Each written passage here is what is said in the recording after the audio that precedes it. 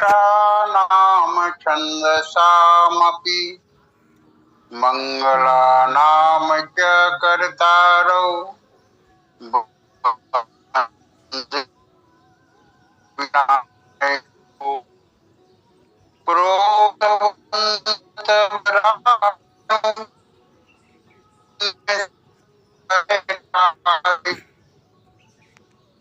गगन पथयातुर भैरथ hockey न जाए सियावर रामचंद्र की जय। राम कथा सत्संग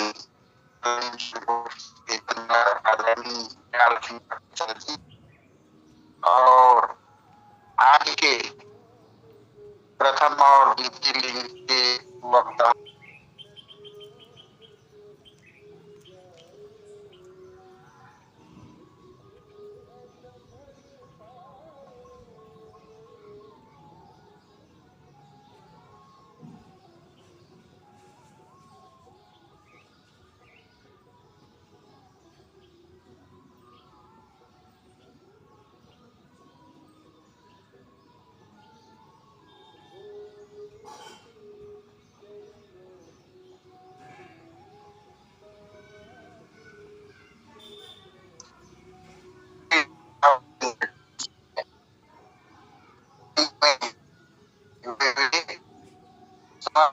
गुरुजनों को विज्ञजनों को मैं आदर करता हूँ, प्रणाम करता हूँ। और नंबर 28 ये प्रश्न का शीर्षक है सीताहरण। सीताहरण पावन प्रसंग है। प्रत्युष दोहे पर गोस्वामी जी भाव देते हैं। रावण सीताकरण किस प्रकार कर रहे हैं उसी का भाव। रावण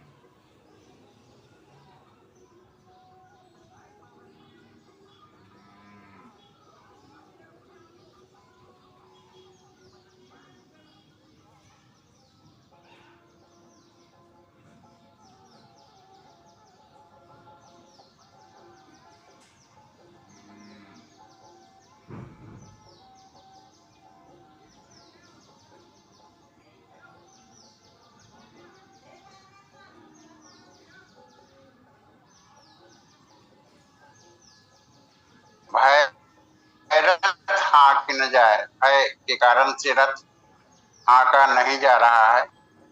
ये तो हुआ दोहा का साधारण भाव। आइए यथामति कुछ भावों को आपके बीच रखने का प्रयास करूं। भगवान राम का अवतरण जो है भूभार हरण करने के लिए, निशाचरों का संहार करने के लिए हुआ है, धर्म की स्थापना के लिए हुआ है। और इसीलिए भगवान छोड़ करके ऋषि को लेकर के लीला करते हुए वन मार्ग में जाते हैं। चित्रकूट निवास के बाद दंडक वन में निवास करते हैं। और दंडक वन क्यों जाते हैं?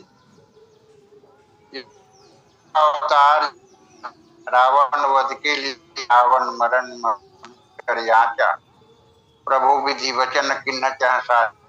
लेकिन भगवान तक किसी जीव को नहीं मारते जब तक सामने वाले व्यक्ति कोई अपराध न करे। बिनु अपराध प्रभु हते न काहू। और यदि अपराध कर दे तो उनको छोड़ते तो अपराध ही राम रही। तो गोदावरी के तट पर पर्णकुटी कर रहे थे, तभी रावण की बहन शूर्पणखा आती है और शूर्पणखा का विरूपीकरण हो जाता है और शूर्पणखा खरदूषण को उकसाती है, खरदूषण का वध हो जाता है और उसके पश्चात रावण को बुला के ले आती है, रावण को उकसाती है। तो इस प्रकार से भगवान की निशाचर संहार लीला का बीज मंत्र जो है शूर्पणखा का विरूपीकरण है।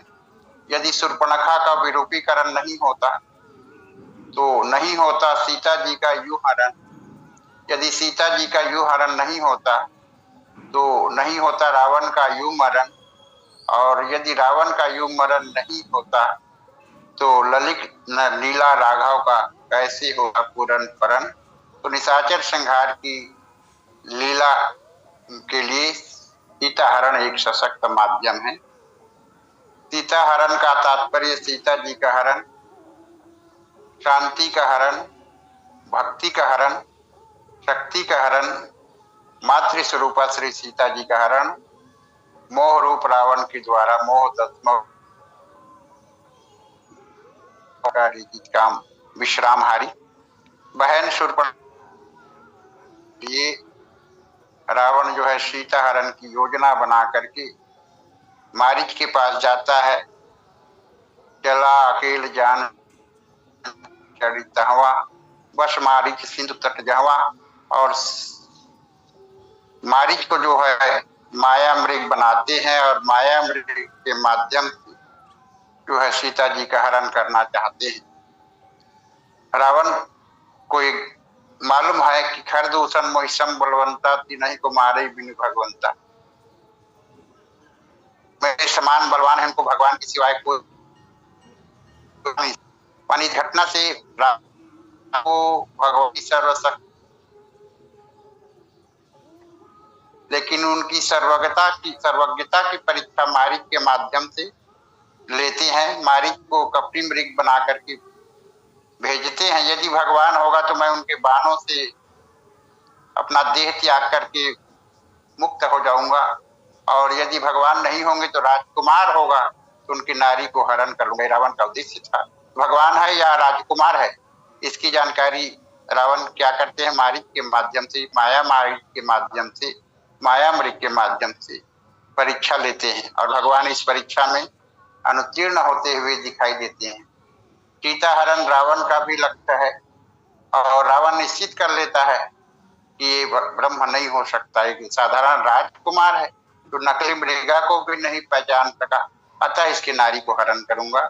और सीता हरण की योजना बना करके मारीच को मृगा बना करके कुटिया के समक्ष पहुंचते हैं जहां राम लक्ष्मण अनुपस्थित रहते हैं। हाँ लक्ष्मण, लक्ष्मण कर प्रथम मही ले नाम, मारीच के द्वारा लक्ष्मण का पहला नाम लिया जाता है।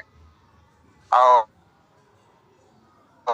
सीता जी इस आवाज को सुनकर के राम की रक्षा के लक्ष्मण को भेजते हैं। मरम वचन जब सीता बोला, लक्ष्मण समझाने का बहुत प्रयास किए, लेकिन ये योजना जो है भगवान की लीला है। भगवान की भी लीला है सीता का हरण हो और रावण की भी योजना है कि सीता का हरण हो, और दोनों की अपनी अपनी योजनाएं हैं। और सीता हरण की योजना लेकर के कुटिया में जाते हैं तो तून बीच 10 कंधर देखा, आश्रम को जहां राम लक्ष्मण सीता निवास कर रहे थे वो जो सूना दिखाई दिया, सुनसान दिखाई दिया, इसलिए कि रामचंद्र जी पहले मारीच के पीछे चला गया, बाद में लक्ष्मण को जाना पड़ा। मरम वचन जब सीता बोल रहा सुनकर कि प्रभु प्रेरित लक्ष्मण मति जो मन डोला, और लक्ष्मण भी चले जाते हैं, लेकिन वैराग्य लक्ष्मण तो चला जाता है, लेकिन वैराग्य की एक रेखा खींच के चला जाता है। सीता की रक्षा लक्ष्मण जी के द्वारा होना है और वैराग्य की लक्ष्मण की रेखा खींच करके चले जाती है। तो सीता हरण क्या है? सीता हरण माने भक्ति का हरण, शांति का हरण, शक्ति का हरण। और सीता कब तक सुरक्षित है? कहा जाता है जब सीता जी के साथ राम और लक्ष्मण हो, ज्ञान और वैराग्य दोनों हो, तो भक्ति रूपी सीता जी सुरक्षित। माया मारीच के पीछे, मन रूपी मारीच के पीछे ज्ञान स्वरूप राम के चले जाने पर भी वैराग्य रूप लक्ष्मण की उपस्थिति में भक्ति देवी सीता सुरक्षित है। यहाँ तक कि लक्ष्मण के चले जाने पर विज्ञान भी चला गया, वैराग्य भी चला गया, तो बचा कौन? तो कहते हैं लक्ष्मण रेखा। ऐसे लक्ष्मण को रक्षा का भार सौंपा था। जब प्रदूषण भी आता है तो लय जानकी जाओ गिरिकंदर आवा निश्चर कटक भयन, और जब मारीच के पीछे जाता है तो लक्ष्मण को सीता जी की भार सौंप करके चले जाते हैं। तो लक्ष्मण जी जब जाते हैं तो लक्ष्मण की एक रेखा खींच देते हैं, वैराग्य एक रेखा खींच चले जाती है, और रावण जो है इस वैराग्य की रेखा को लांघने का प्रयास करते हैं, कुटिया में प्रवेश करने का प्रयास करते हैं, लेकिन रावण लांघ नहीं पाता और भिक्षाम देही के रूप में सीता जी से भिक्षा मांगते, और सीता जी भिक्षा देने का प्रयास करती हैं लक्ष्मण रेखा के भीतर से। तो रावण जो है जति के वेश में आया हुआ था, वो कहते कि हम मुठे बंधे हुए भिक्षा ग्रहण नहीं करेंगे, तो इस पर आके भिक्षा देना होगा, नहीं तो हम वापस चले जाएंगे।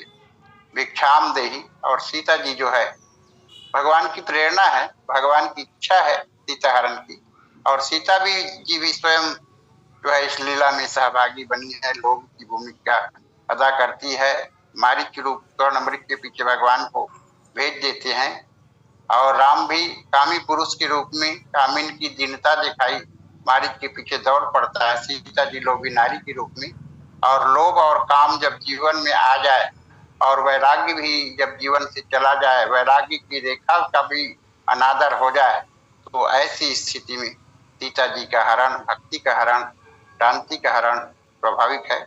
आज आए दिन समाज में जो है सीता हरण की कितनी घटनाएं और दुर्घटनाएं जो है संभावित है, हो रहे हैं।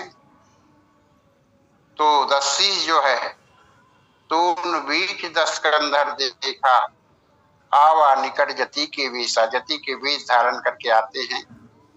कहा जाता है गोस्वामी जी के द्वारा, जाके डर सुर असुर डराई, जिनके डर से देवता और डरते हैं, जो में ना नींद आती है, न दिन में भूख लगता है, निशी न नींद दिन अन्न न खाई, सो दस शीश, ऐसे रावण कुत्ते की तरह स्वान की नाई इत उत चितई चला भर जाई। कुमार्ग पर चलते हैं तो इमी कुपंथ पग देत खगेसा, रह न तेज तन बुद्धि बल लेसा, और नाना विधि करी कथा सुहाई, राजनीति भय प्रीति दिखाई। सीता जी से कहते हैं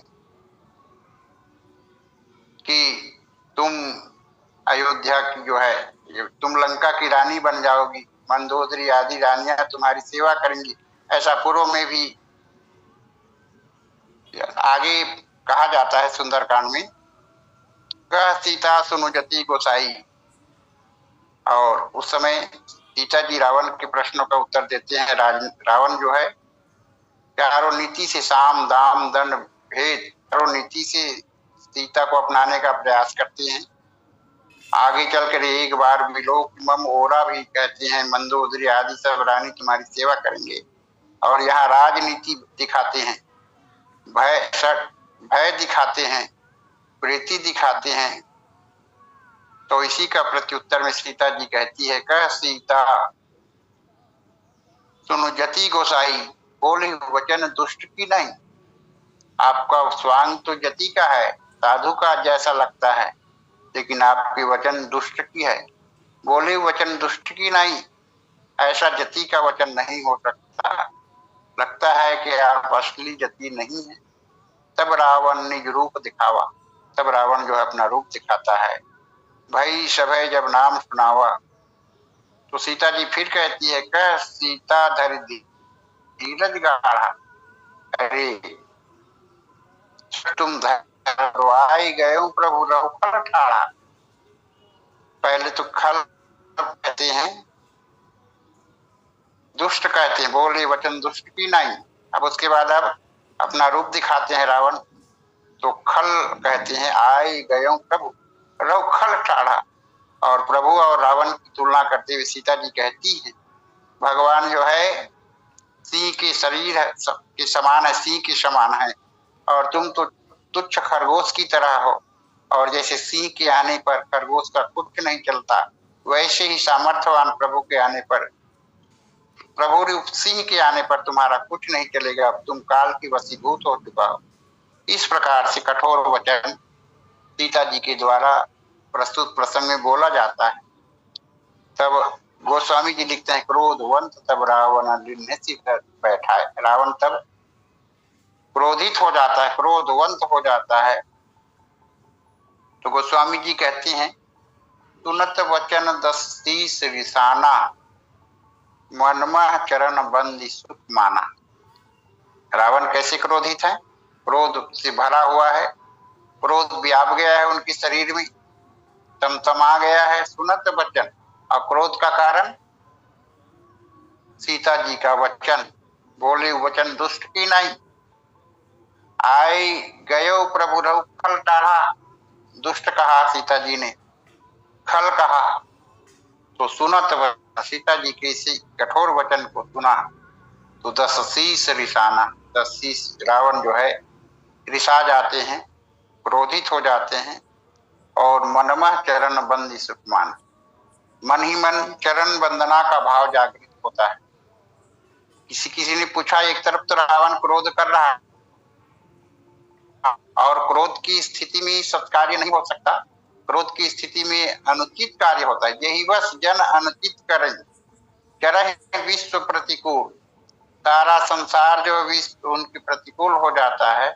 और क्रोध माने असंतुलन की स्थिति, और असंतुलन की स्थिति में सही कार्य नहीं कर पाता। तो लेकिन आज एक तरफ तो रावण क्रोध करता है, रिसा गया है सीता के लिए, सुनत वचन 10 शीश रिसाना, मनमह चरण बंदी सुख माना। लेकिन मन ही मन अंदर से ही चरण वंदना करके सुख मान रहे।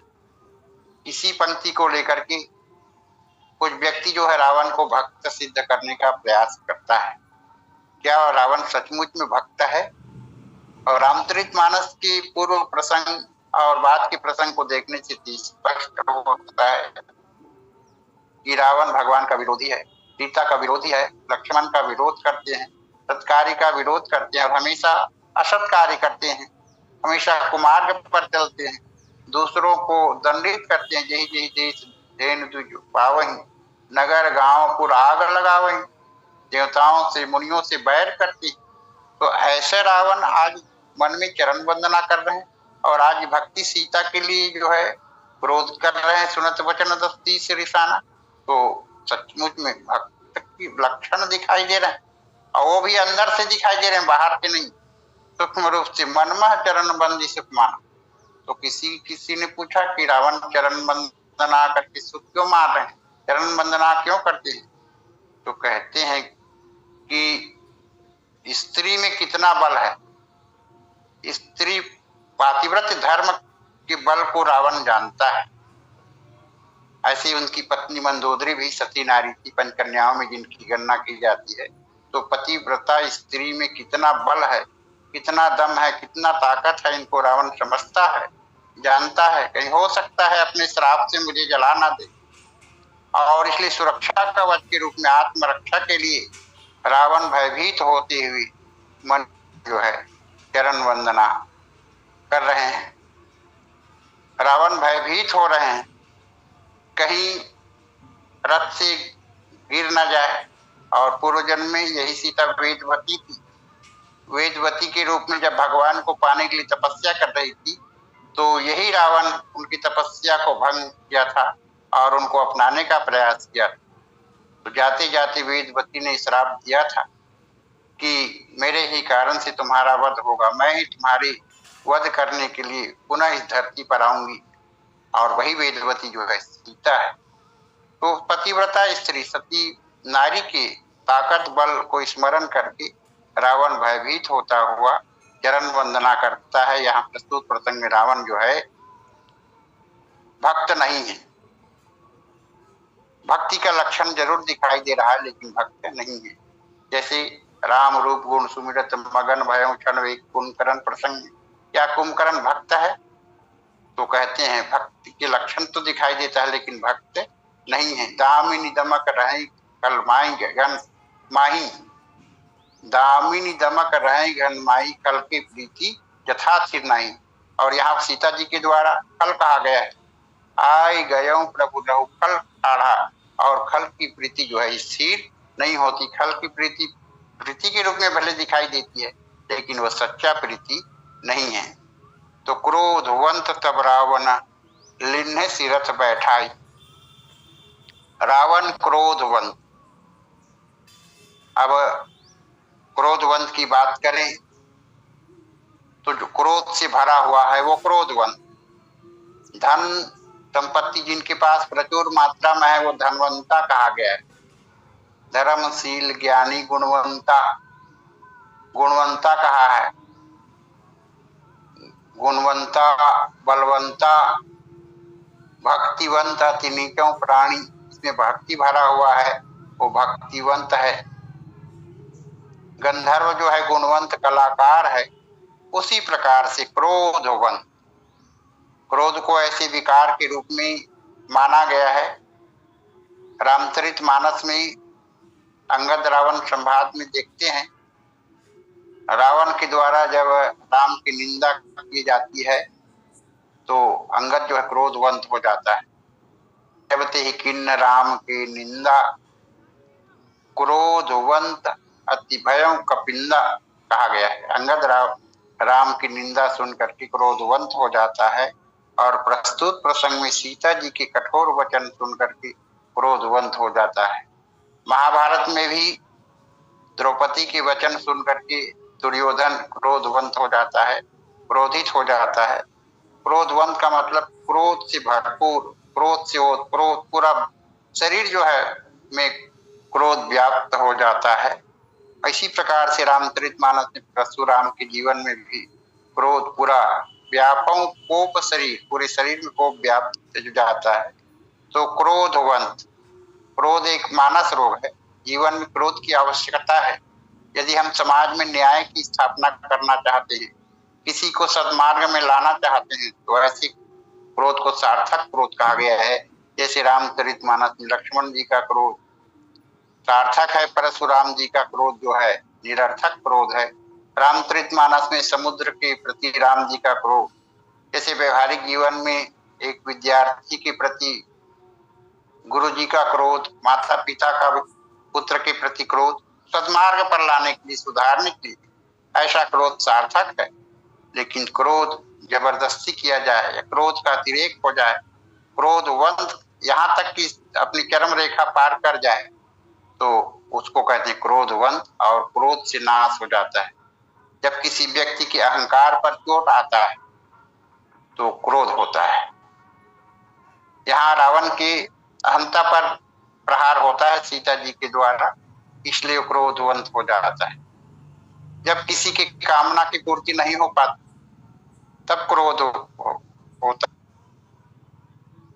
रावण सीता जी को पाना चाहता, रावण सीता रानी बनाना चाहता है और प्रकार की सामवेद नीति का सहारा लिया, लेकिन रावण सफल होता नहीं दिखता है। अर्थात रावण की कामना पूर्ति नहीं होते दिखता है, तब रावण जो है क्रोधित हो जाता है, क्रोधवंत की दशा को प्राप्त कर लेता है। रामचरितमानस में देव ऋषि नारद के चरित्र में आप देखें, पहले तो काम क्रोध लोग सबके ऊपर विजय प्राप्त कर लेते हैं, लेकिन उनके जीवन में बाद में अभिमान वश भगवान की माया की प्रेरणा से काम भी होता है, क्रोध भी जागता है। और क्रोध में इतना अदर को मन माही, सपद करे कमला पति पाई, दही हम श्राप की मजाई, जगत मोर उपहास कराई। और सचमुच क्रोध में जो है श्राप दे देता है। यहाँ तक क्रोधवंत, तो जब हमारी कामना का पर प्रहार होता है, कामना पूर्ति नहीं होती, अहंकार पर चोट लगता है, और तब क्रोध की स्थिति पैदा हो जाता है। इसी को गीता में भी कहा गया है, संगात संजायते कामः कामात् क्रोधो अभिजायते क्रोधात् भवति सम्मोहः सम्मोहात् स्मृति भ्रंशात् बुद्धिनाशो बुद्धिनाशात् प्रणश्यति। तो क्रोधवंत, तो क्रोध का अतिरेक रावण के जीवन में दिखाई देता है। और क्रोध के अतिरेक में जो है कुछ भी कर बैठता है, कुछ भी उचित अनुचित करना चाहता है। तो क्रोधवंत तब माने कब? जब सीता जी के कठोर वचन सुना, बोले वचन की नहीं, आई गए प्रभु रहु खल टाढ़ा। जब उनकी कामना पूर्ति नहीं होते दिखा, उनके अहंकार पर प्रहार हुआ, तो क्रोधवंत तब रावण लीने रथ बैठाई। तब रामचरितमानस के सुंदरकांड में रावण के द्वारा मंदोदरियों के माध्यम से, दास दासियों के माध्यम से सीता जी को अपनाने का प्रयास किया गया। एक बार विलोक मम ओरा, तो उस समय भी सीता जी ने कठोर वचन कहा था, सुनो दसमुख कद्योत प्रकाशा, कबहू नलनी करे विकासा। अरे दसमुख, क्या जुगनू के प्रकाश से कमलनी खिल सकती है? कमल तो जो है सूर्य के प्रकाश से ही खिल सकता है। श्री राम सूर्य स्वरूप है और तुम तो जुगनू की तरह। आप ही सुनी खद्योत सम, राम ही भानु समान, परस वचन बोला अति किसियान। और क्रोध की उत्पत्ति का मूल कारण क्या है? तो क्रोध के परस वचन बल, क्रोध की उत्पत्ति का कारण है परस वचन, कठोर वचन। और आज सीता जी का कठोर वचन के कारण से रावण का क्रोध जो है बढ़ जाता है। क्रोध की द्वैत बुद्धि बिनु, जब हमारी बुद्धि में द्वैत का भाव आ जाए, अपना पराया, मैं और तू और तेरा का भाव आ जाए, द्वैत बुद्धि, तो क्रोध की द्वैत बुद्धि बिनु, द्वैत के बिनु अज्ञान। तत्वतः राम और सीता एक है, गिरा अरदल बीच सम कहियत भिन्न न भिन्न, बंदों सीता राम पद नहीं परम प्रिय। लेकिन एक तत्वतः एक राम सीता को जो है रावण जो है अलग करना चाहता है। सीता जी को तो पाना चाहता है, लेकिन राम से अलग करके भक्ति को पाना चाहता है, भगवान से अलग करके शक्ति को पाना चाहता है, शक्तिमान से अलग करके शांति को पाना चाहता है, भगवान से अलग करके। लेकिन तत्वतः एक है, अलग नहीं किया जा सकता। और इस भाव को रावण समझ नहीं पाता। इसी प्रकार से उसकी बहन शूर्पणखा राम को पाना चाहते हैं, सीता जी को अलग करके। तो माने द्वैत की भावना, शूर्पणखा का भी क्रोध भड़क जाता है और यहाँ रावण का भी क्रोध भड़क जाता है। क्रोधवंत तब रावण, कौन? रावण। ऐसे उसके कई नाम है, दशकंधर, दशानन, रावण। तो रावण का भाव ये है जो संसार को रुला दे, संसार को रुलाने वाला रावण। रावयति सर्वान लोकान इति रावण। और रावण के कारण से कौन नहीं रोता?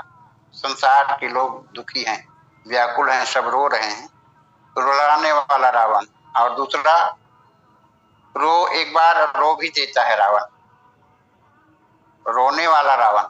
कब?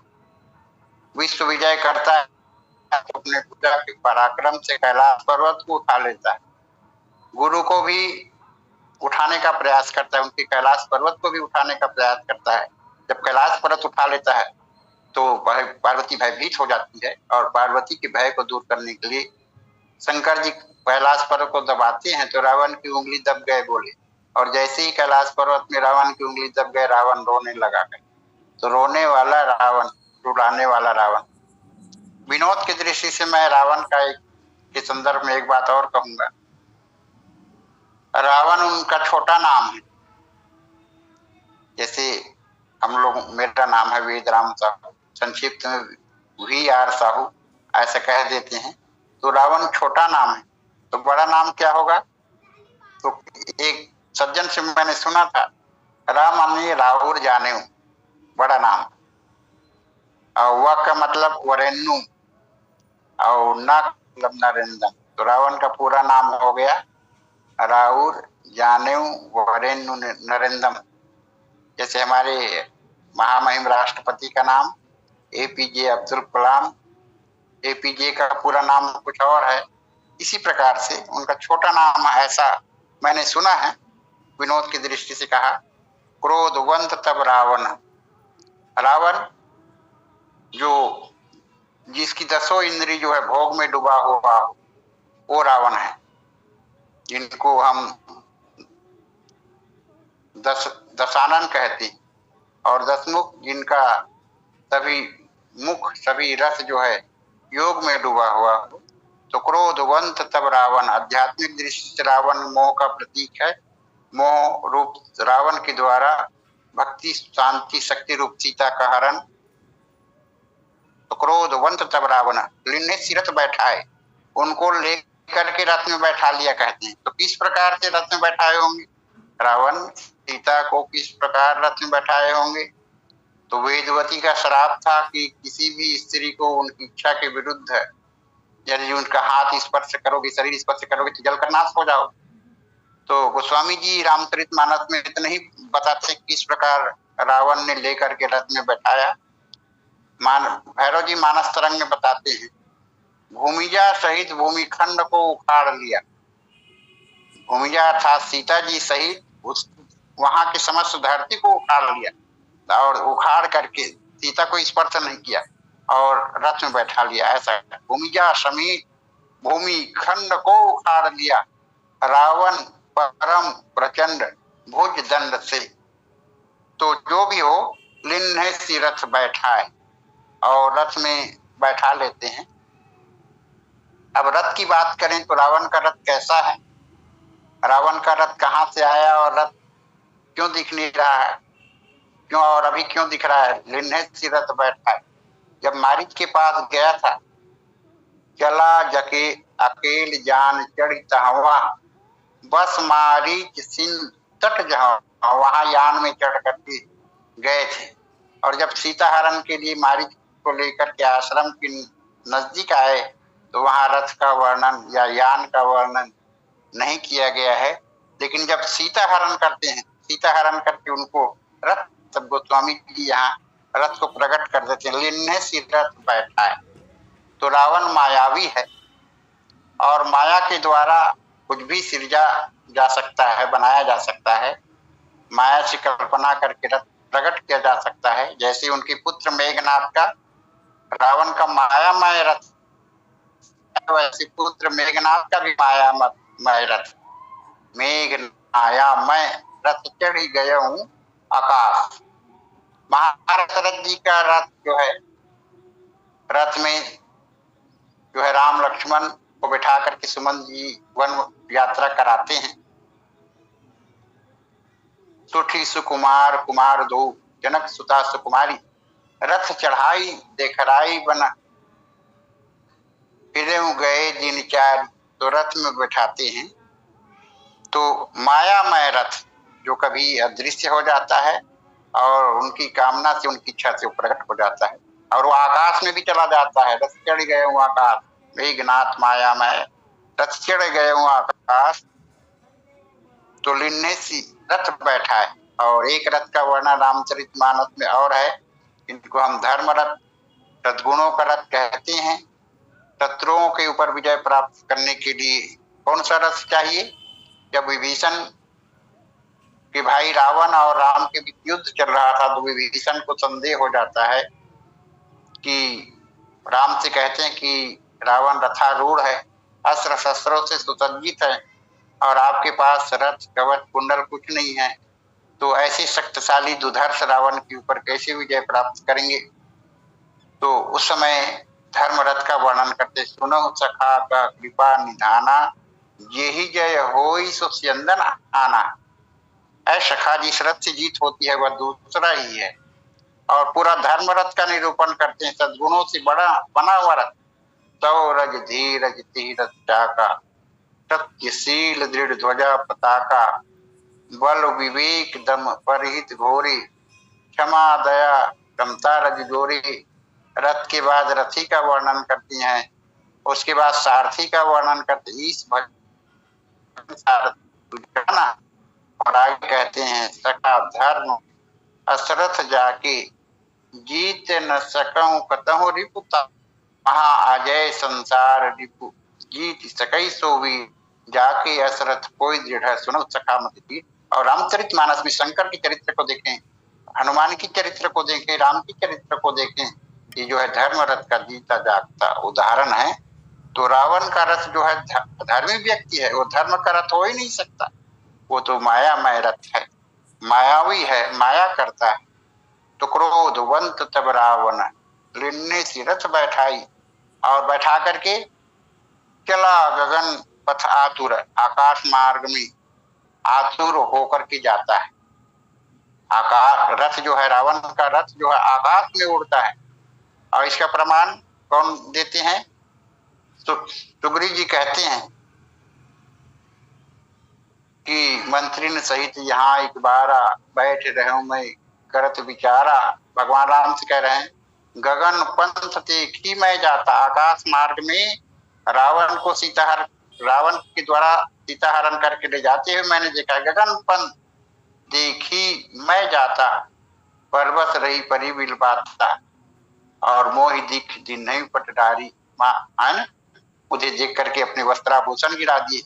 मांगा राम तुरंत ही दिन्ना, पट उड़लाई सोच किन्ना। और इस गगन पंथ का वर्णन, जिनको विहंगम मार्ग कहते हैं, आकाश मार्ग में पक्षियां विचलन करते हैं, हवाई जहाज उड़ते हैं, तो गगन पंथ का बारे में लंका कांड में भी है। सेतु बंद भई भीड़ अति कपि नभ पंथ उड़ाए, आकाश मार्ग में। तो चला गगन पथ आतुर होकर के, शीघ्रता के साथ कितनी जल्दी कहीं राम लक्ष्मण ना आ जाए, कहीं कोई संकट करके ले जा रहा हूं तो मेरे कोई बाधा ना हो, ये सोच करके आतुर होकर के देव जी के साथ चला गगन पथ आतुर, भय भी भय रथ हाँकी न जाए, और भय से जो है रथ जो है हाँका नहीं जा सकता। अर्थात भय ये है जब कोई कुमार्ग पर चलता है, सीताहरण कुमार्ग का कार्य है। रे त्रिजोर कुमार्ग गामी, सीताहरण का कार्य पर स्त्री का हरण का कार्य जो है कुमार्ग पर चलने के समान है। और कुमार्ग पर जब चलता है तो उनका तेज बुद्धि बल सब नष्ट हो जाता है। इमी कुपंथ पग देशा, रहन तेज तन बुद्धि बल लेसा। और इस प्रकार से रावण की बुद्धि चली गई, बल चला गया, उतना बल नहीं रहा, तो